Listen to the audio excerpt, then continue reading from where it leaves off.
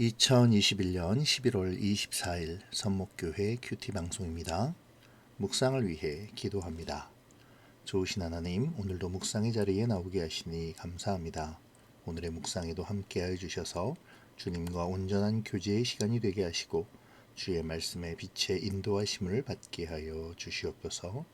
예수님의 이름으로 기도합니다. 아멘.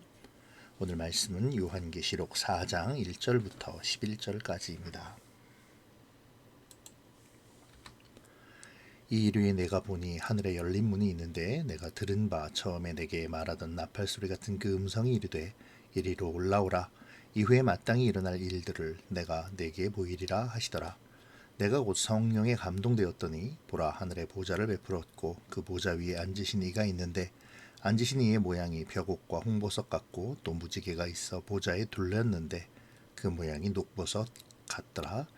또 보좌에 둘러 24보좌들이 있고 그 보좌들 위에 24장로들이 흰 옷을 입고 머리에 금관을 쓰고 앉았더라. 보좌로부터 번개와 음성과 우레소리가 나고 보좌 앞에 켠 등불 7이 있으니 이는 하나님의 7 영이라. 보좌 앞에 수정과 같은 유리바다가 있고 보좌 가운데와 보좌 주위에 4생물이 있는데 앞뒤에 눈들이 가득하더라. 그 첫째 생물은 사자 같고 그 둘째 생물은 송아지 같고 그 셋째 생물은 얼굴이 사람 같고 그 넷째 생물은 날아가는 독수리 같은데 네 생물은 각각 6날개를 가졌고 그 안과 주위에는 눈들이 가득하더라. 그들이 밤낮 쉬지 않고 이르기를 거룩하다 거룩하다 거룩하다 주 하나님 곧 전능하시니여 전에도 계셨고 이제도 계시고 장차 오실 이시라 하고 그 생물들이 보좌에 앉으사 세세토록 살아계시는 이에게 영광과 존귀와 감사를 돌릴 때에 24장로들이 보좌에 앉으신 이 앞에 엎드려 세세토록 살아계시는 이에게 경배하고 자기의 관을 보좌 앞에 드리며 이르되 우리 주 하나님이여 영광과 존귀와 권능을 받으시는 것이 합당하오니 주께서 만물을 지으신지라. 만물이 주의 뜻대로 있었고 또 지으심을 받았나이다 하더라. 아멘. 사도 요한이 7교회에 대한 주님의 모습과 말씀을 증거한 후 요한의 앞에 하늘에 열린 문이 나타납니다. 이 문은 새로운 계시의 세계 안으로 요한과 우리를 초청하는 문이죠. 그 문을 통해 요한은 성령의 감동하심에 의해 하늘의 하나님의 보좌 앞으로 인도되어집니다. 요한의 하늘에 대한 환상이 성령의 주도하에 이루어지고 있다는 것은 요한의 이 체험이 단지 하늘에 대한 신비한 경험이 아니라 하나님의 이끄심 속에 철저하게 하나님의 뜻, 곧 구속에 대한 계시를 드러내기 위함임을 보여주는 것이죠. 신비한 경험에 초점을 맞추는 것이 아니라 그것을 통해 드러내고자 하시는 하나님의 구속 계시에 초점을 맞춰야 할 이유입니다. 수많은 사람들이 구속에 초점을 맞추는 것이 아니라 영적인 신비에 초점을 맞추기에 이단들의 미혹에 쉽게 넘어지고 현혹되죠. 요한계시록의 초점은 신비한 영적 체험과 그 영적 현상의 의미가 무엇이냐에 있는 것이 아니라 하나님의 구속의 메시지에 있음을 우리는 반드시 기억해야겠습니다. 요한이 하늘의 문을 통해 처음으로 본 것은 하늘의 보좌와 그 보좌 위에 앉으신 하나님입니다. 보좌는 하나님의 통치를 의미하죠. 계시록이 기록될 당시의 상황은 교회에 매우 안 좋은 상황이었습니다. 당시 이스라엘을 지배하던 로마 제국은 매우 강대한 나라였고 그들의 그리스도인에 대한 적대감과 박해는 매우 심각한 상황이었죠. 로마는 그리스도인들에게 황제 숭배를 강요했고 많은 그리스도인들은 황제 숭배를 거부한 채 박해를 받고 있었습니다. 감히 절대적인 로마의 명령을 거역한다는 것은 있을 수 없는 일이었을 테니까요. 그러한 때에 요한은 하늘의 보좌를 바라보게 된 것이죠. 그는 진정으로 세상을 다스리시는 하나님의 통치를 바라보게 되었습니다. 진정한 반역자는 로마의 황제를 숭배하기를 거부하는 그리스도인들이 아니라 하나님의 통치를 인식하지 못하고 우상 숭배를 강요하는 바로 로마임을 분명히 바라보고 있죠. 이어서 요한은 보좌에 앉으시니 곧 하나님의 모습을 보석과 같은 모양으로 설명합니다. 이것은 하나님이 이러한 모습이시라는 것이 아니라 하나님의 통치의 성격을 나타내는 것이죠. 하나님은 요한으로 하여금 하나님의 통치가 얼마나 아름답고 투명한지를 보여주십니다.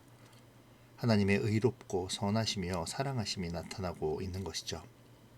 하나님의 통치는 의롭고 선하시며 사랑과 인자가 가득합니다. 또한 무지개와 같다는 것은 하나님께서 그 언약에 충실하신 분이심에 대한 표현이기도 하죠. 무지개는 하나님께서 모세에게 다시는 세상을 홍수로 멸망시키지 않겠다는 언약의 표시였습니다.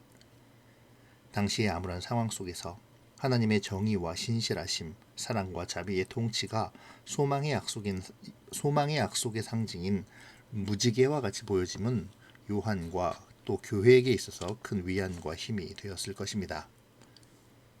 지상의 교회는 승리한 교회가 아니라 전투 중인 교회죠. 이 세상에서 교회가 해야 할 일은 진리를 가지고 싸우는 것입니다. 하나님께서는 그러한 지상의 교회에게 자신이 세상을 붙들고 계시며 그리스도를 통한 구원 계획이 성취될 때까지는 이 세상이 주의 교회가 결코 망하지 않을 것임을 보여주십니다. 녹보석은 역시 하나님의 통치가 평화의 방법으로 이루어지는 것임을 암시하는데요. 로마처럼 무력으로 점령했기 때문에 평화가 오는 것이 아니라 모든 사람들의 마음속에서 분노와 미움이 없어졌기 때문에 평화롭게 공존할 수 있다는 것이 하나님의 통치 원리라는 것입니다. 교회가 하나님의 언약의 말씀을 붙들고 있는 한 아무리 심한 고난이 있다 하더라도 반드시 지켜질 것이고 하나님의 평안이 그들에게 임할 것입니다. 요한은 이어서 하나님의 보좌에 둘러있는 24보좌와 24장로를 바라보죠. 이 24장로들은 구약의 12지파와 신약의 12사도로 대표되는 교회를 상징합니다. 지상에서 교회는 가장 비참하고 학대받는 무리들이죠. 그러나 하늘을 바라보니 승리한 교회는 하나님의 보좌 앞에서 영광의 옷과 승리의 면류관, 곧 금면류관을 쓰고 있습니다. 그러므로 지상의 교회는 이 승리한 교회를 바라보며 소망 가운데 지상에서의 사명을 감당해야 하죠. 진리로 싸워 승리해야 합니다. 때로 고난과 핍박 가운데 희생을 요구받기도 하겠지만 그럼에도 최후 승리를 바라보며 달려나가야 하죠. 현재의 어려움을 거부하고 세상의 영광을 쫓아서는 안 되는 것입니다. 우리는 승리의 면류관을 바라보며 지상에서의 우리의 사명, 곧 진리를 지키며 세상에 하나님의 나라를 선포하는 그 값진 사명을 감당해야 합니다. 때로는 힘들고 재미없고 어려운 일이겠지만 감당해내야 할 우리의 몫이죠. 주님은 지난 7교회에 대한 말씀과 오늘 본문의 말씀을 통해 그 사실을 알려주고 계십니다. 사실 오늘의 본문에서의 환상은 구약의 이미지를 그대로 차용하고 있음을 볼 수 있는데요. 5절에서의 번개와 음성과 내송도 그 중에 하나이죠. 시내산에서 하나님께서 임재하실 때를 떠올리게 하는 것입니다. 하나님의 위엄을 나타내는 소리이기도 하죠. 하나님의 7영은 성령을 의미하는데 7은 완전수이기에 완전하신 하나님의 영이라는 의미입니다. 성전의 7촛대는 바로 하나님의 영이신 성령을 상징함을 보여주시죠. 성령께서 교회를 지키시고 인도하시는 것에 대한 상징적인 표현이기도 합니다. 또한 수정과도 같은 유리바다는 솔로몬의 놋바다를 연상시키며 완전한, 지금 요한이 바라보는 것이 완벽한 하나님의 성전이며 완전한 하나님의 통치가 이루어지고 있음을 알려줍니다. 계속되는 내 생물에 대한 묘사는 에스겔 1장에서 나타나는 내 생물의 모습과 바퀴의 모습을 반영하고 있습니다. 이 내 생물의 앞뒤에 눈이 가득하다는 것은 이 세상에서 일어나는 모든 일들을 하나님께서 다 보고 계시다는 의미이죠. 하나님께서는 고통받는 모든 당신의 백성들을 보고 계십니다. 그 고통과 어려움, 고난을 알고 계시죠. 그리고 그 눈물을 닦아주실 날을 허락하십니다. 또한 우리의 은밀한 죄악도 알고 계시죠. 그러므로 우리는 항상 주님 앞에 서 있음을 기억해야 합니다. 하나님 앞에서 우리의 행실을 삼가 조심하고 항상 믿음 안에서 소망을 가지며 유혹에 맞서야 하죠. 에스겔서의 기록과 마찬가지로 이 네 생물은 사자, 송아지, 사람, 독수리의 형상을 하고 있습니다. 다만 에스겔서에서는 각각이 4개의 얼굴을 가지고 있었던 반면에 여기에서는 각각 하나의 얼굴을 가지고 있다는 점에 차이가 있을 뿐이죠. 하지만 이 차이점이 무엇인가는 중요하지 않습니다. 중요한 것은 이 4개의 생물이 무엇을 상징하고 있느냐는 것이죠. 사자는 용맹함을, 송아지는 희생과 인내를, 사람은 지혜를, 독수리는 비전과 소망의 의미를 가지고 있습니다. 바벨론의 포로로 잡혀간 유대 공동체는 잔뜩 위축되어 있었죠. 용기도 인내도 지혜도 소망도 없이 말입니다. 그때 하나님께서는 에스겔을 통해 내 생물의 환상을 보여주심으로 그들로 낙심하지 않을 것을 요청하셨습니다. 마찬가지로 지금 로마에게 핍박을 받는 그리스도 공동체에게도 동일하게 하나님은 요청하고 계시죠. 마지막 승리의 순간이 올 것이니 결코 낙심하지 말고 힘을 내라고 말입니다. 그래서인지 초대교회는 이 네 생물을 복음서의 이미지로 해석하기도 했습니다. 사자는 마태복음, 송아지는 마가복음, 사람은 누가복음, 독수리는 요한복음으로 보았었죠. 아마도 당시의 어려움을 말씀을 읽고 힘을 내어 이겨내기 위함이었을 것입니다. 사실 이 네 생물의 정체는 천사이죠. 8절을 보면 이 네 생물들이 6날개를 가지고 있다고 기록하고 있는데요. 이것은 이사야의 6장 2절에 나타나는 스랍천사의 반영입니다. 이사야서에서 스랍천사는 6날개를 가졌고 그 날개의 둘로는 얼굴을 가리고 둘로는 다리를 가리며 나머지 둘로는 날아다닌다고 기록하고 있습니다. 이사야서의 기록을 생각한다면 오늘의 이 기록은 하나님의 거룩하심을 강조하는 것이라 할 수 있습니다. 천사가 하나님 앞에 얼굴과 다리를 가리고 서 있을 정도로 하나님은 거룩하시죠. 그들은 자신들의 얼굴과 다리를 가린 채 하나님을 향해 거룩하다, 거룩하다, 거룩하다라고 외칩니다. 특히 거룩하다, 거룩하다, 거룩하다라고 외치는 이 삼중의 외침은 주님의 완전한 거룩을 표현하므로 그분이 결코 죄를 용납할 수 없으신 절대 거룩하신 분이심을 드러냅니다. 이 장면은 우리에게 굉장한 상징성을 부여해 주죠.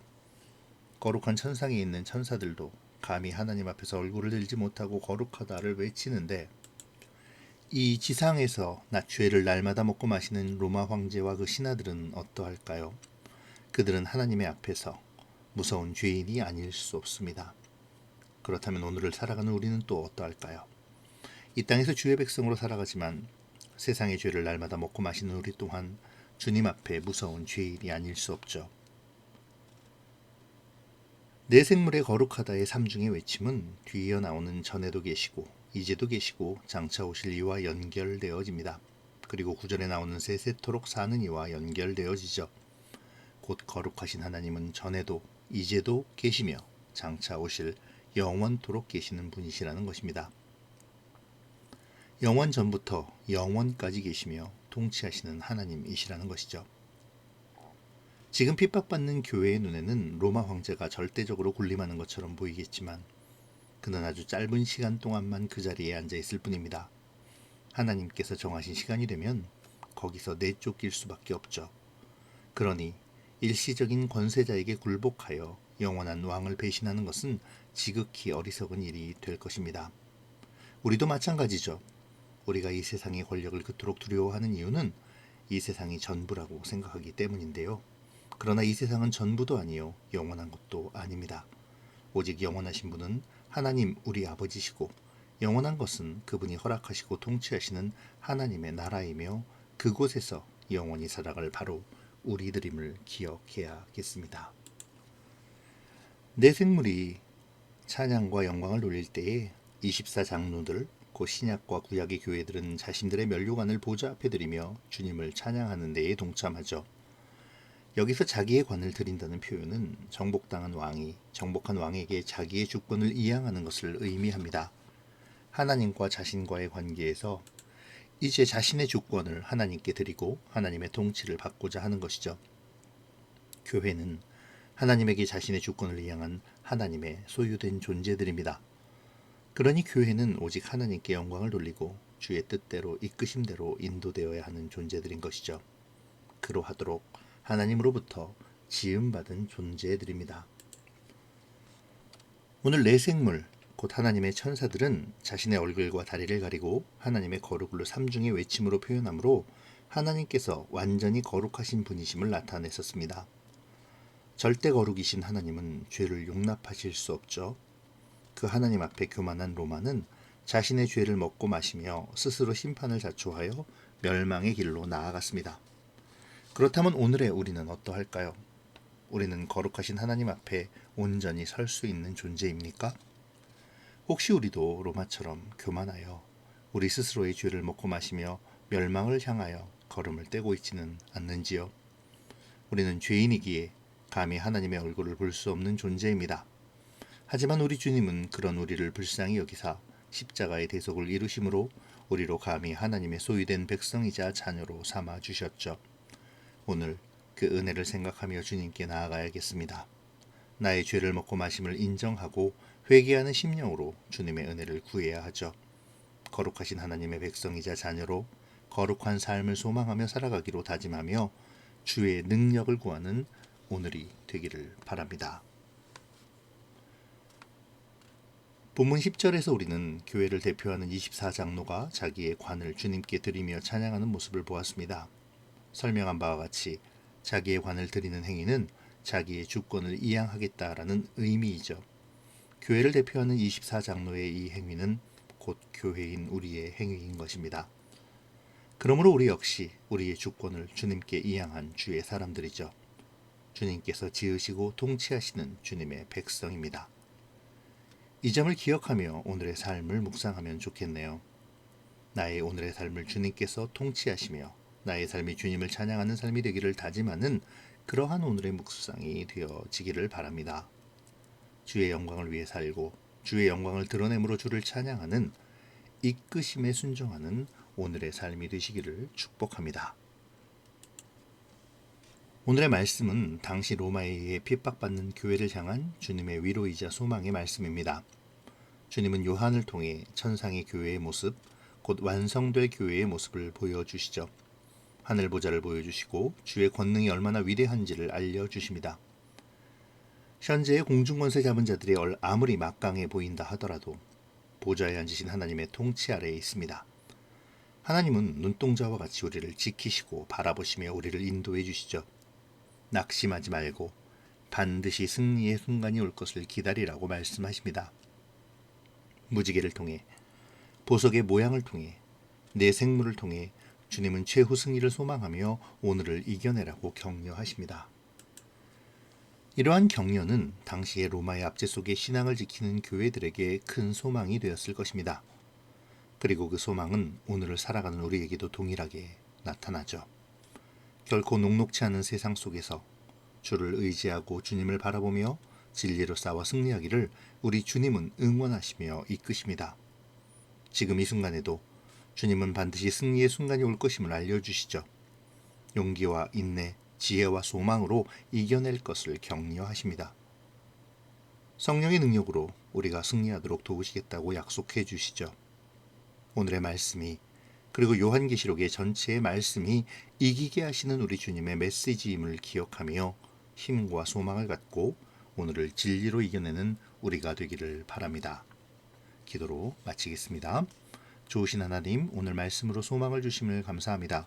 불안정한 지상의 교회로 늘 우리를 유혹하며 공격하는 세상과 맞서 싸우기가 쉽지 않지만 주님이 보여주신 완전한 교회의 모습과 주님의 이끄심과 보호하심을 바라보며 우리 삶의 진리의 선한 싸움을 이겨내기를 소망합니다. 주님의 거룩함을 힘입고 주님께 나의 주권을 드림으로 인도하심을 따라 주의 영광을 드러내는 오늘이 되게 하여 주시옵소서. 그 일을 위해 매 순간의 나의 삶 속에 성령의 감동하심이 있어지기를 소원합니다. 오늘도 주님께 나의 삶을 맡기오며 예수님의 이름으로 기도합니다. 아멘.